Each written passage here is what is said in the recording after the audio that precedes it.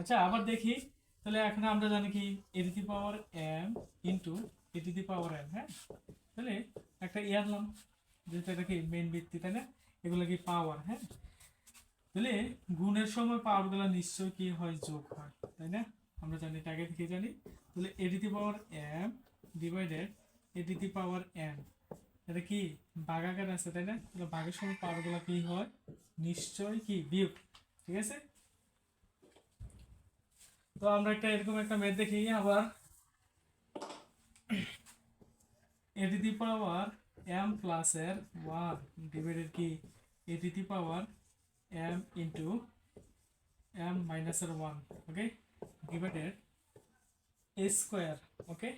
এ square সমান সমান এ square, এ square, তারপর এখানে কি দিতে পারি, এম প্লাস এর ওয়ান ডিভাইডেড কি a to the power m minus এর ওয়ান, আর এখানে দিতে পারি কি a to the power m plus এর ওয়ান, ওকে।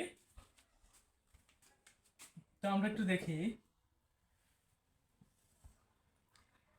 এটা কি আছে এখানে, a to the power m plus এর ওয়ান, এখানে কি আছে এ, হ্যাঁ।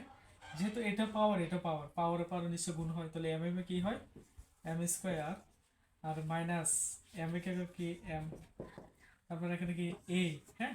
তো এটা পাওয়ার, এটা কি পাওয়ার, পাওয়ারে পাওয়ারে কি হয়, গুণ, তাই না? তাহলে এ টু আর এম গুণ করলে কি হয়, টু এম প্লাস দুই একে কত বলতো, দুই, আর এখানে কি আছে এ। এটা একটা সূত্র হচ্ছে, দেখো, এ প্লাস আর বি ইন্টু এ মাইনাস বি, তাহলে এ স্কোয়ার মাইনাস আর কি বি, মানে এ স্কোয়ার মাইনাস বি স্কোয়ার। আর ওয়ানের উপরে পাওয়ার যদি তুমি 100 দাও, তার মানে এটা ওয়ানে হয়, তাই আমরা পাওয়ারটা এখানে কি করলাম, দিলাম না, স্কিপ করলাম, ওকে। এখন দেখি a to the power m plus এর ওয়ান, এটা আমরা কি পরিবর্তন করলাম না, আর এখানে আছে কি a to the power m square minus এর কি এম। এখন দেখি এটা কি আকারে আছে, ভাগ, তাই না? ভাগ আকারে থাকলে আমরা এখানে গুণ আনলে কি হয়, নিচেরটা উপরে চলে যাবে আর উপরেরটা নিচে চলে আসবে, ঠিক আছে, ভাগ চিহ্নের উপরে যেটা থাকবে। তাহলে কি আছে a to the power m square minus এর ওয়ান, আর এখানে আছে কি a to the power twice m plus এর কি টু, ওকে। এবার দেখি এইটা, এটা কি অবস্থা বলতো, গুণ অবস্থা, তাই না? গুণের সময় পাওয়ারগুলো আমরা জানি কি হয়, যোগ। তাহলে যোগ করে দেয়, হ্যাঁ, একটা আনলাম আর পাওয়ারগুলো যোগ করে দেয়। তাহলে এম প্লাস এর one plus M square minus এর কি ওয়ান, ঠিক আছে। আবার দেখি নিচেরটা, এটা এটা কি গুণ অবস্থায়, গুণ থাকলে কি হয়, পাওয়ারগুলো নিশ্চয়ই যোগ। তাহলে এখানে কি আছে এম স্কোয়ার মাইনাস এর এম প্লাস এখানে কি আছে টুয়াইস এম প্লাস এর কি টু, ঠিক আছে। এবার দেখি আমরা এইটা, এটা কি এ, তাহলে আমরা একটা এ আনলাম, একটা এ আনলাম, হ্যাঁ। তাহলে এটা কি আকার আছে বলতো, ভাগ আকারে, তাই না?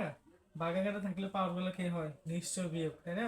তাহলে এখানে কি আছে প্রথম পাওয়ারটা এম প্লাস এর one plus M square minus এর ওয়ান।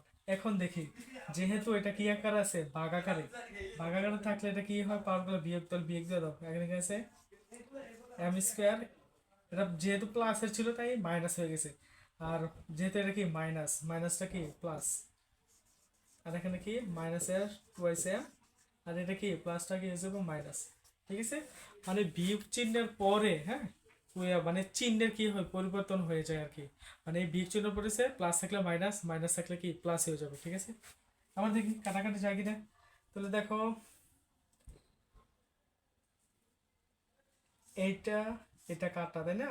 এইটা, এটা কি কাটা, তাহলে এখানে একটা এম, এখানে একটা এম প্লাস এর, তাহলে কটা এম আছে, দুইটা এম, দুইটা এম থেকে এই দুইটা এম কি বাদ, বাকি আছে কি এটা। তাহলে কি আছে বলতো, এ ইনভার্স টু, তাই না? এটা যদি আমরা কমপ্লিট করতে কি হয়, ওয়ান বাই স্কোয়ার, ওকে। তো এরকম, এরকম রিলেটেড কতগুলো ম্যাথ দিচ্ছি, তোমরা যে নিজ দায়িত্বে বাড়ি কাজ করে নিবা। দেখো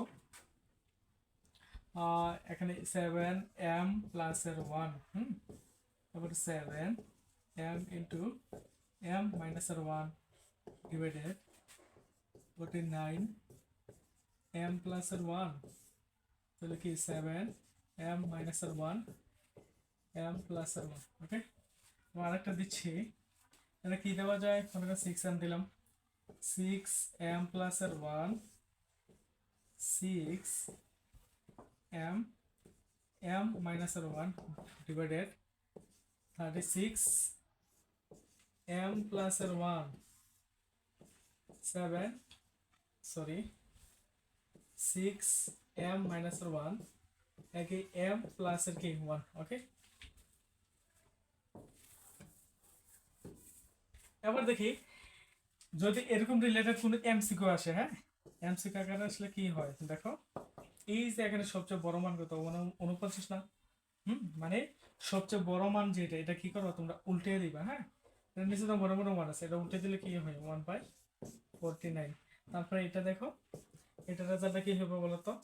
তাহলে এটা উল্টে দিলে কি হয় 1/36 না? তার মানে কি রেজাল্ট আসবে এটাই। ঠিক আছে।